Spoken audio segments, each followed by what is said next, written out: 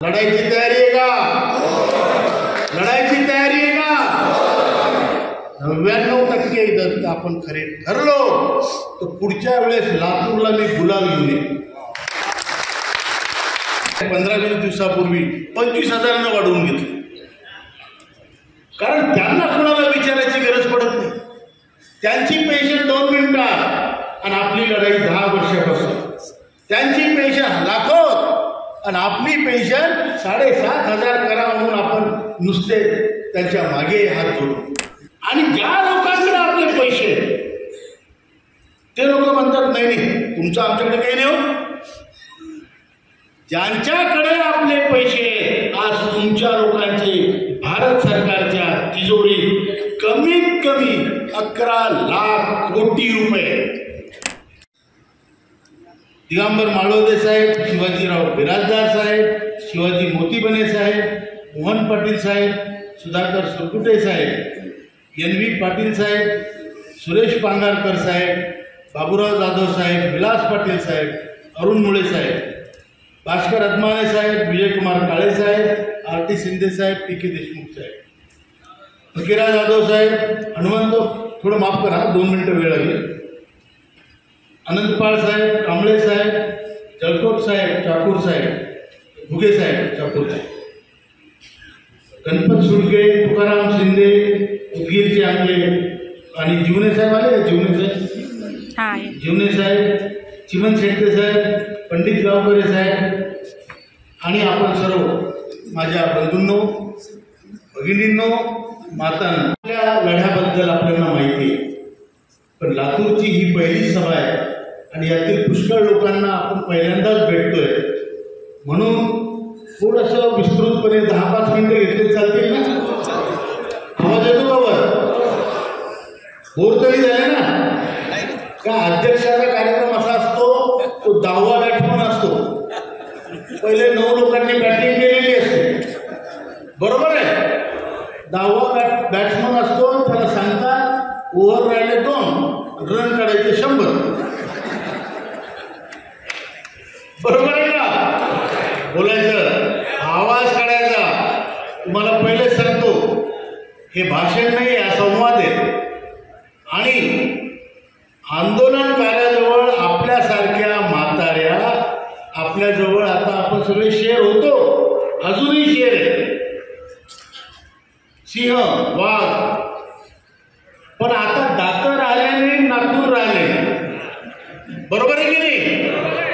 आता फक्त जोर तोंडात आणि तो वापरायचा, बरोबर आहे? बोलायचा, आवाज निघाला पाहिजे, आवाज. आंदोलनकारी आपण सामान्य लोक नाहीये. आपण प्रण घेतलेले, संकल्प घेतलेले लोक आहे की कुछ कर गुजरेंगे. आणि या समाज व्यवस्थेत जर आमच्यावर अन्याय होत असेल तर आम्ही तो अन्याय होऊ देणार नाही. आणि आम्ही आमच्या हक्काचं जे असेल ते आमचं बळ आमच्या बळाने किंवा आमचं बळ एकवटून घेऊ. म्हणून संघटन हे कोणी एका माणसाचं संघटन नसतं. आज मला सांगा, ज्या लोकांनी पहिल्यापासून नोकऱ्या करताना दर महिन्याला 417 रुपये भरले, नंतर 541 भरले, आता 1250 मागच्या 10 वर्षापासून भरून जाते, त्या लोकांना ॲव्हरेज पेन्शन 1171 रुपये पूर्ण भाग. किती सांगा? 1171, 1171, 1171. किती? 1100. आणि म्हणतात, सरकार म्हणतात मी 1000 रुपये पेन्शन केली. आज या दिवशी 36,60,000 लोकांना 1,000च्या खाली पेन्शन, बरोबर आहे का? म्हणून आपल्याला हा लढा आपल्या अस्मितेचा आहे. कोणी काही सांगावं आणि आपण ऐकावं, आपण भोगावं, आपण दुःख भोगावं आणि त्यांनी राज्य भोगावं असं चालत नाही. हा माझ्या बापाचा मी देश आहे, आपल्या सगळ्या बापाचा देश आहे की नाही?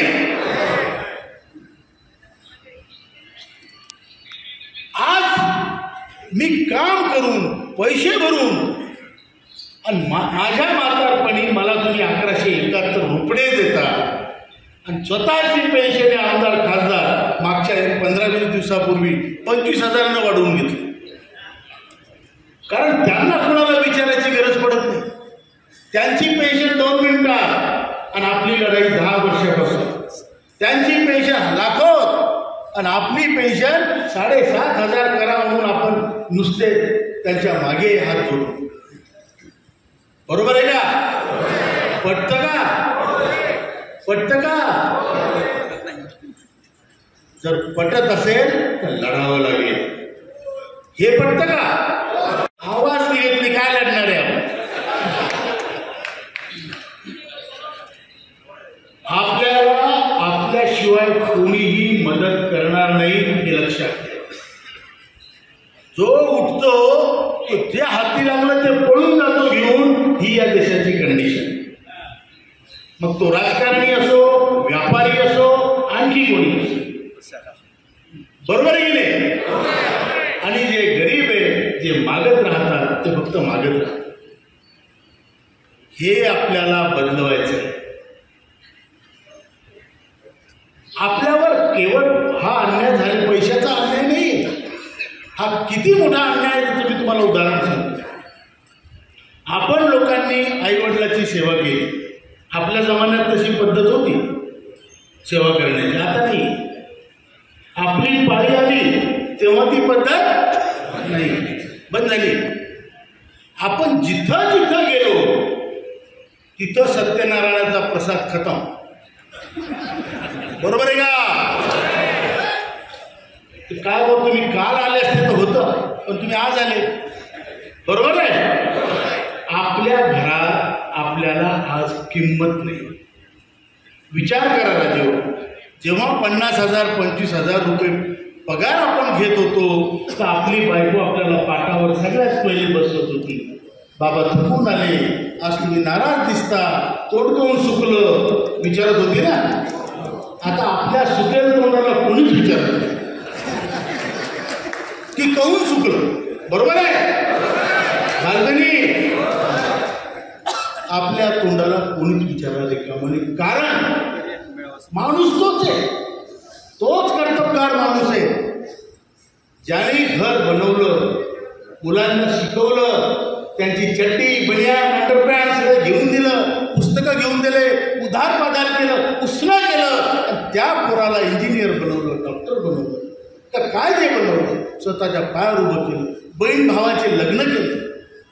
आज आमचं तोंड हे सगळं करताना सुकलं तर आम्हाला विचारायला कोणी रिकामं नाही.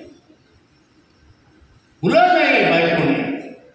सांगतो तुम्हाला, मुलगा डॉक्टर असेल पण त्याच्या समोर आम्हाला 200 रुपयासाठी हात पसरावा लागतो. बरोबर आहे का? भाऊ आमची मीटिंग आहे, जरा 200 रुपये दे. तो एक दिवस देतो, दुसऱ्या दिवशी देतो, तिसऱ्या दिवशी त्याची बायको त्याला बोलवून घेते. हे बाबांना काय रोज नवीन नवीन लावलं का? दारू पितेत का? कवरली खेळते? तुमच्या घरात तुम्हाला सपोर्ट नाही, कारण आपली कंडिशन त्या झाडूसारखी आहे. पूर्ण घर झाडून घेतलं आणि आता दरवाजाच्या मागं उलटं ठेवून दिलं. पटतं का? घरात ही हालत. समाजात जे लोक पैसे असल्यामुळे रामराम करत होते, कधी कधी आपण आपल्याजवळ क्षमता होती, 500 आपण उचलून देत होतो, उधार देत होतो, कोणाला चहा पाजत होतो. आज क्षमता नाही आहे, त्यामुळं नो रामराम नो सलाम, काहीच नाही. आणि ज्या लोकांकडे आपले पैसे ते लोक म्हणतात नाही नाही तुमचं आमच्याकडे काही नाही हो.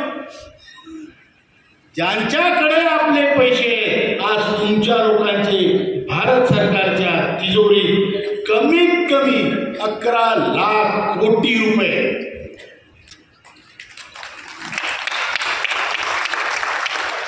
हे भाषण सगळीकडे जातं. मी क्लेम सांगतो तुम्हाला, 11 लाख कोटी रुपयाचा हिशोब. आणि म्हणून हे आंदोलन आहे की आमचं जीवन एकदा आहे, आम्हाला आतापासून मरेपर्यंत सन्मानानं जगायचं आहे आणि आम्हाला सन्मानानं मरायचं आहे. आम्हाला आमच्या दफन का कफन खुद खरीद नाही काय, आमच्या चितेची लाकडं आम्हाला स्वतः विकत घ्यायची.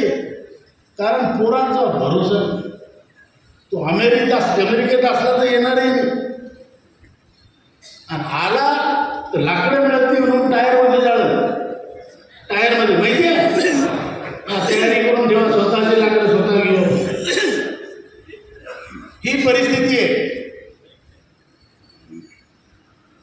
सरकारकडे आपला 11 लाख कोटीचा हिशोब जे त्यांच्याकडे आहेत पैसे. आम्हाला मिटिंगला मंत्र्यांनी बोलावलं. मी होतो, सिंग साहेब होते, बहुगुणाजी होते आणि राजीवजी भटनागर होते, नरगुण साहेब होते. पॉवर पॉईंट प्रेझेंटेशन झालं.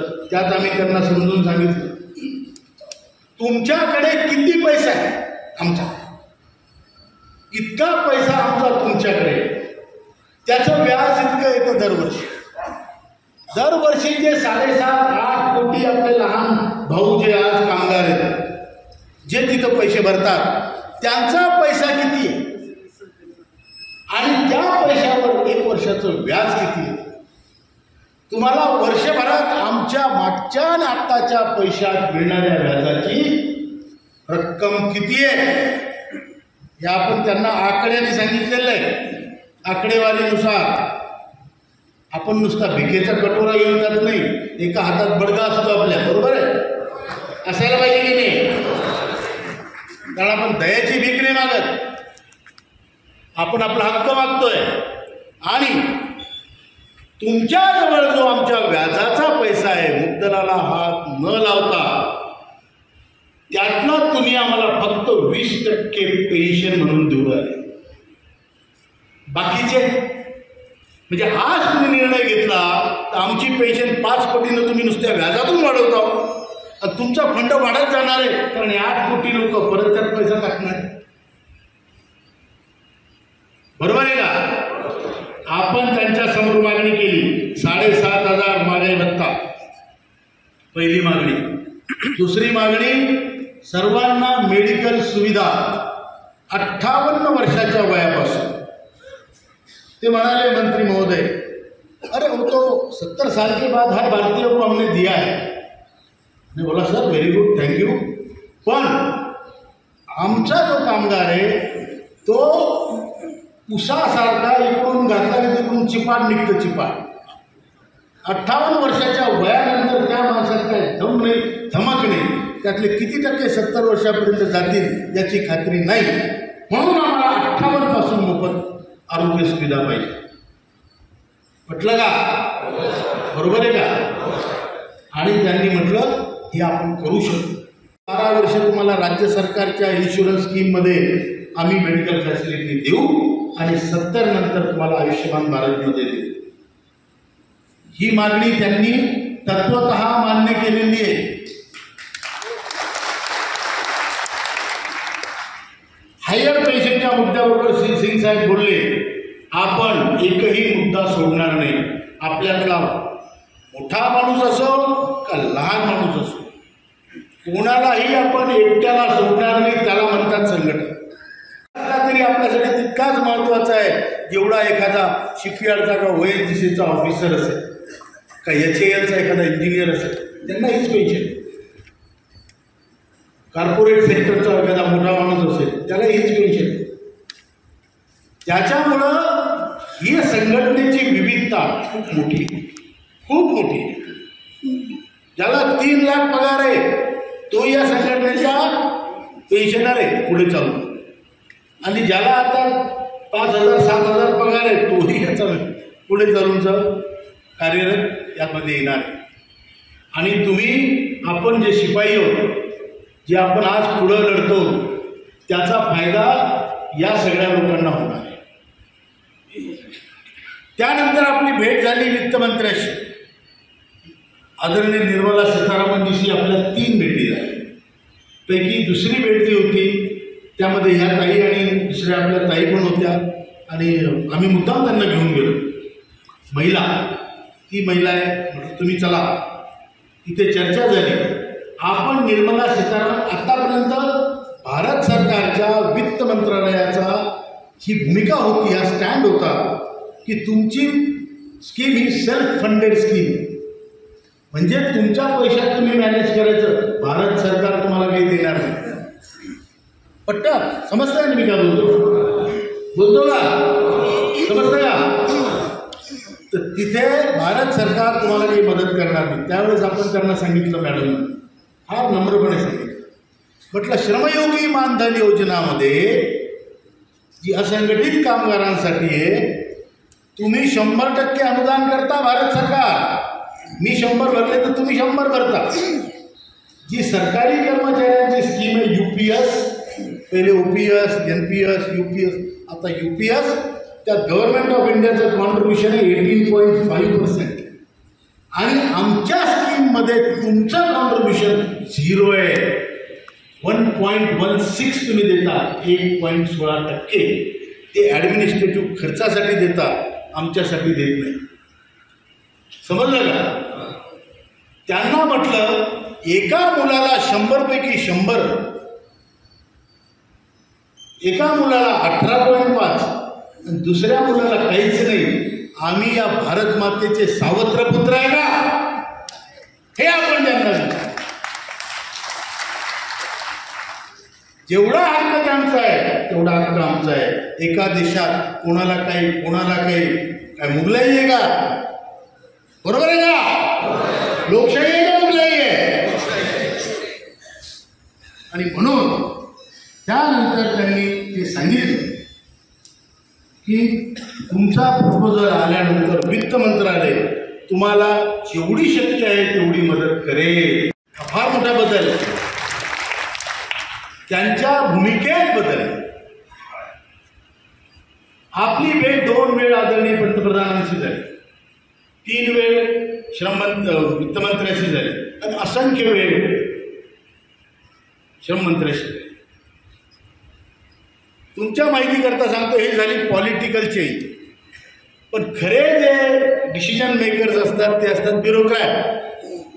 ब्युरोक्रॅसीमध्ये भारताचा सगळ्यात मोठा अधिकारी असतो कॅबिनेट सेक्रेटरी. त्याच्याबरोबर आपली राऊंड टेबल कॉन्फरन्स झाली जवळपास 2 तासाची. आणि फायनान्स सेक्रेटरी, एक्सपेंडिचर सेक्रेटरी, श्रमसचिव म्हणजे लेबर सेक्रेटरी, या सगळ्यांच्या सोबत आपल्या मीटिंग झालेल्या आहेत. त्या सगळ्यांना विषय पटलेला आहे आणि म्हणून आपला विषय पुढे चालत आलेला आहे. आता तुमची वेळ जिंकण्याची. तुम्ही कधीही जिंकू शकता. खरं म्हणजे आपण जिंकणार यात काही शंका नाही. पण काय की पहिल्यापासून आपण इतक्या लाटा खाल्लेल्या आहेत स्वतः की चांगलं बातमी यायला लागली की आपल्याला शंका येते. कुछ अच्छा होने वाला है तो ऐसा लगता है यार कुछ तो गलत हो रहा है. बरोबर आहे ना? चांगली बातमी यायला लागली की आपल्या मनात शंका येते की खरंच नाही, तर काही वाईट तरी ते इकडून काही. म्हणून 99% जरी आपला विजय होणार आहे तरी 1% जी मनातली शंकेची पाल आहे ती चुकते की नाही झालं तर लढाईची तयारी आहे का? लढाईची तयारी आहे का? 99% जर आपण खरे ठरलो तर पुढच्या वेळेस लातूरला मी गुलाल घेऊन येईन. ते असा नाही, कुसाक नाही, पोत्यानं. बरोबर आहे? लातूरकर बोला. आणि जर काम नाही झालं तर पुढच्या वेळेस तुम्हाला मूळ अक्षता द्यायला येईल लढण्याच्या.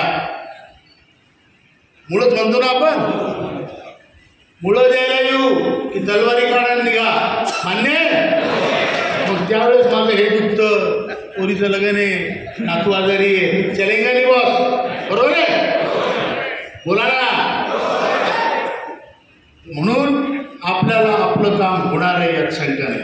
तुम्हाला एक सांगतो, तुम्ही फक्त इतके लोक नाही, मोठी सभा आहे, पण एवढेच लोक नाही आहे. संपूर्ण भारतात तुमच्यासोबत अशीच लोक जबरदस्त संख्येत उभी. अंदमानच्या एका माणसात 40 लोकांची संघटना आहे फक्त अंदमानमध्ये, तिथे लोकच नाही. पण त्या 40 लोकांची समस्या आपल्यापर्यंत आली तर त्याचं उत्तरही पेपरला द्यावं लागतं. ही संघटनेची ताकद आपल्या मागे होती. ही की राऊत साहेबांची संघटना नाही बाबा, हे फक्त व्यवस्थेसाठी पद आहे. ही संघटना तुमचीच आणि तुम्हीच चालवायची. कुणीतरी नादर्गे साहेब म्हणाले चांगले की ते 120 रुपये द्या, बरोबर आहे, संघटनेला पैसे लागतात. पण मी तुम्हाला सांगतो आपल्या संघटनेचं जी पद्धत आहे ती साईबाबाच्या मंदिरासारखी आहे. कशी की जेव्हा ज्यांनी यायचं मंदिरात त्यांनी या, कोणाला काही जबरदस्ती नाही. तुम्हाला त्या बाबाचं दर्शन घ्यायचं तर घ्या, जबरदस्ती नाही. तुम्हाला त्या पेटीत पैसा टाकायचा तर टाका, जबरदस्ती नाही. पण जेवण फुल करून जा, बरोबर आहे, जेवण फुल करून जा. तसं आपल्या संघटनेचं आहे. जे इथं आले नाही त्यांना सांगा, जे 120 रुपये नसतील ते 120 रुपये म्हणजे काय मी सांगतो.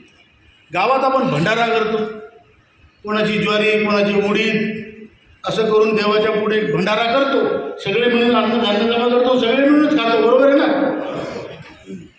तसा हा भंडाऱ्याचा प्रकार, हा महायज्ञ आहे. भंडारा म्हणजे काय, यज्ञ, हा महायज्ञ आहे. या महायज्ञात माझी सुद्धा काही ना काही आहुती पाहिजे, या भावनेसाठी 10 रुपये महिन्याला आहे. आज समजा तेही द्यायचं जीवार आलं, मग समजा जर ते राऊत साहेब स्टँडवर भेटले, कट चहा पाजली, बरोबर आहे का, तेवढं जमतं की नाही आपल्याला करायचं. आणि नाही केलं तरी काही हरकत नाही. जे 120 रुपये देणार नाहीत त्यांना तुम्ही हात जोडून सांगा, म्हणा तुम्ही घाबरू नका, तुम्ही 120 रुपये दिले नाही तरी सुद्धा तुमची पेन्शन वाढणार, बरोबर आहे. तसं हे आपलं मंदिर आहे, या मंदिरासारखा कार्यक्रम आहे, हा प्रण आहे आणि हा एक यज्ञ आहे. या यज्ञात आपण सगळे सामील आहोत. आणि कोणी यज्ञ म्हणतं, कोणी आपल्या जुन्या इतिहासात गोंधळ म्हणायचं, असंच आहे. हे सगळं आपल्याला गोंधळही करावं लागणार आणि प्रार्थनाही करावं लागणार, असं हे आंदोलन. आता या ताईंनी सांगितलं की इतके सगळे लोक दिसतात, बाया दिसतच नाही, आमची छबुताई सोडली तर कोणीच नाही, बरोबर आहे. स्वतःच्या बायकोला जर सोबत आणलं तर आपली संख्या ताबडतोब दुप्पट होते ना. हक्काची गोष्ट आहे की नाही, खरं आहे का, बरोबर आहे का. पण मला हे सांगा, या ताईला समजलं नाही, किती लोकांच्या बायका त्याच्या ऐकतात, किती लोकांच्या बायका त्यांचं ऐकतात, हात वर करा. बरं आहे की आहे 50 लोक आहेत, वीर पुरुष 50 सापडले. घाबरू नका, बाकीचे घाबरू नका, मी हात वर करेल नाही, मी पण हात वर नाही केला. आता 2 कॅटेगरी आपल्यात झाली, एक हात वर करणारा ज्याच्या बायका त्यांचं ऐकतात, बरोबर शब्द आहे, आणि दुसरे ज्याच्या बायका त्यांचं ऐकत नाही, बरोबर आहे. दोघांसाठी ज्याच्या बायका ऐकतात त्यांना सांगायचं, ते पोखरकर साहेब सांगत होते, तुला पेन्शनबद्दल माहिती पाहिजेच पाहिजे, नाही तर मी मेल्यावर कसं होईल, तुला यावं लागेल, समजदार बाई येईल, बरोबर आहे ना. ज्यांच्या बायका ऐकत नाही त्याला सांगायचं. राऊत साहेब ते म्हणत होते पुढच्या वेळेस बायकोला घेतल्याशिवाय यायचं नाही. कोणाच्या बायकोला ते सांगितलं नाही, एक बाई मी घेऊन जाणार आहे, तुला यायचं का दुसरी नाही, बरोबर आहे. तुम्हाला जे वाटतं ना तुम्ही आता जवान नाही, असं काही नाही, तुमची बायको तुम्हाला अजूनही एकटं सोडणार नाही, बरोबर आहे का. म्हणून स्त्रियांचं महत्त्व खूप आहे. मातृशक्तीमुळे सगळ्याच गोष्टी साध्य होतात. तुम्हाला सांगतो, शंकराचं देऊळ खाली असतं, मातेचं मंदिर वर असतं. त्या मातेला ती आपली पत्नी जरी असली तर कुणाची माता आहे, कुणाची भगिनी आहे, तिला घेऊन यायलाच पाहिजे. पुढच्या वेळेस लातूरकर मोठ्या संख्येने स्त्रिया.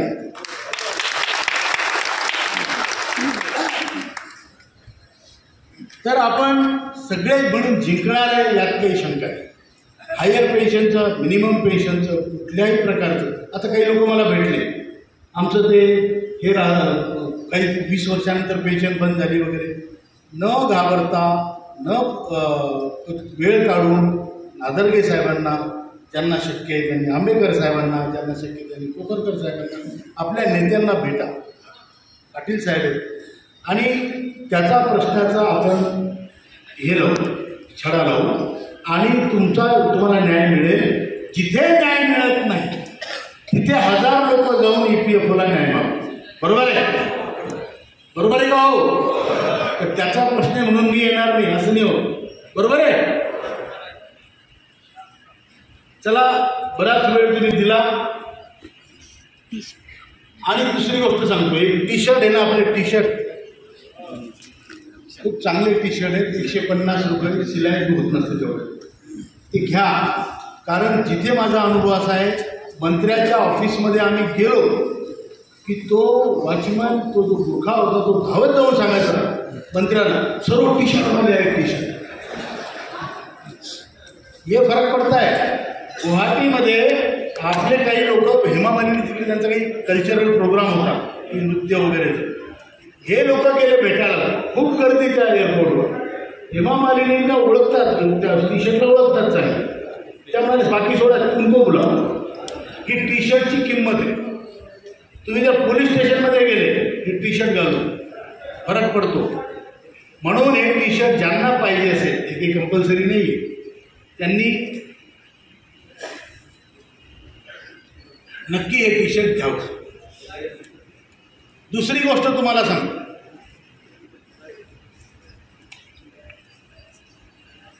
पाच मिनिट आहे अजून, आहे का? दुसरी गोष्ट तुम्हाला सांगतो, तुम्ही आतापर्यंत असं कधी पाहिलं का की देव आपल्या देवळातून आपल्या घरी आला आणि म्हटलं माझ्या पाया पड, असं झालं का? आपण जातो देवळात आणि त्याच्या पाया पडतो. बरोबर आहे? बुलढाण्याहून या माझ्या देवळात, माझ्या देवाला, म्हणजे तुम्हाला जर तुमचं दर्शन घ्यायला, हे नातं आहे आपलं. लक्षात आलं ना नातं? मी बुलढाण्याहून या देवळात आलो तुमचं दर्शन घ्यायला, म्हणजे तुम्ही झाले देव आणि मी झालो भक्त. बरोबर आहे? इतके खुश नका होऊ. तुमचे देव कुठे सांगा? तुमचे देव ते जे इथं नाही आले, ते थोड्याफार रिकाम्या खुर्च्या सुरू आल्या ना, ते तुमचे देव आहे. मग कोण कोण येत नाही? एक तर जो माणूस ज्याच्याकडे बिलकुल आरोग्य नाही, तो आडवा पडलेला आहे. दुसरा, ज्याच्याजवळ बिलकुल पैसा नाही, तो खर्चच करू शकत. तिसरा असतो अहंकारी. तिकडे काय करायचं आपल्याला, आहे आपण श्रीमंत माणसं. बरोबर आहे पाटील सर?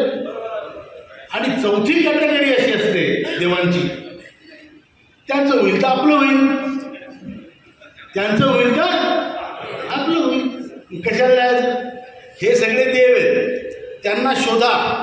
जसा मी माझ्या मंदिरात आलो तसे तुम्ही तुमच्या मंदिरात जा आणि त्याला म्हणा, देवा प्रभू तुमचं बी होणार आहे, चला. बरोबर आहे का? ही आपण अपेक्षा करू. पुष्कळ लोक म्हणतात काय ते राऊत साहेब, युट्यूबवर तर खूप चालू असतं मस्त धनाधन, करमणूक, फुल करमणूक, की ते इथे सभा झाली, तिथे सभा झाली, आज मिलेगा, 1 जून को मिलेगा, दुसऱ्या दिवशी 2 जून को मिलेगा, 3 जून को मिलेगा. अरे भाई, कोणत्या जूनला मिळणार नक्की सांग ना. पण हे पैसे कमवण्याचे धंदे ते चालूच आहे. काही लोक म्हणतात राऊत साहेबांना तर पेशंटचं भरपूर आहे, त्यांना काय करायचं याच्याशी आपल्याशी. मग ते नक्की काहीतरी त्याचा स्वार्थ असतो. म्हणजे कसं, आपण रस्त्याने गेलो, कोणा रामराम केला की आपल्याला वाटतं साला उधार तर मागत नाही. बरोबर आहे की नाही? रामराम केला म्हणजे नक्की माझ्याकडून काही उधार पाहिजे असं नसतं. काही लोक निस्वार्थीपणे पण करतात. आता रामाला वनवास झाला, लक्ष्मणाला झाला होता का? अरे बोला ना हो. रामाला वनवास झाला, लक्ष्मणाला वनवास झाला का? पण लक्ष्मण त्या रामासोबत वनवासात गेला, पायी गेला, त्याचं रक्षण संरक्षण केलं, त्याचं जेवण बनवलं, त्याची चौकीदारी केली, त्याचे सगळे युद्ध लढला आणि शेवटी रामाला त्याची सीता आणि त्याची अयोध्या मिळवून दिली. तर इतकं समजा की सगळे नाते स्वार्थाचे नसतात. तुम्ही माझे राम आहे, तुम्ही तुमचा लक्ष्मण. या भावनेने आपण काम करणार आहे. या जगात कोणी युगपुरुष राम नाही होऊ शकत. पण तुम्हाला मी खात्रीने सांगतो, लक्ष्मण बनण्याचा आपला कोणाचाच हक्क कोणी हिरावून घेऊ शकत नाही. बरोबर? एवढंच बोलतो आणि माझे 2 शब्द संपवण्या अगोदर 2 नारे लावू. चालेल? नारे साधे.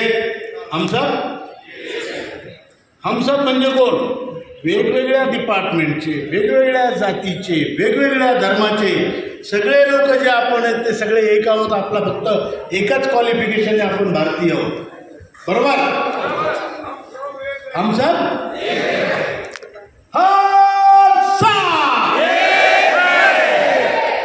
बुद्धेबाध्याय बरोबर आहे.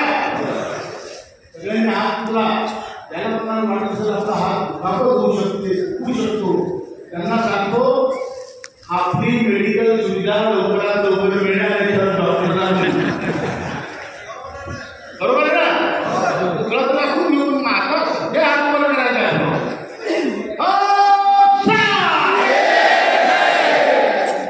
दुसरा आपला नारा आहे ज्येष्ठ भारत श्रेष्ठ भारत. आपला भारत देश सगळ्यात पुरातन देश, सगळ्यात ज्येष्ठ देश आणि सगळ्यात श्रेष्ठ देश सांस्कृतिकदृष्ट्या, आणि म्हणून आपल्याला त्याचा अभिमान आहे त्या ज्येष्ठ आणि श्रेष्ठ देशाचे आपण ज्येष्ठ आणि श्रेष्ठ नागरिक. बरोबर आहे? म्हणून आपण म्हणायचं ज्येष्ठ भारत श्रेष्ठ भारत. ज्येष्ठ भारत श्रेष्ठ भारत. ज्येष्ठ भारत श्रेष्ठ भारत. धन्यवाद.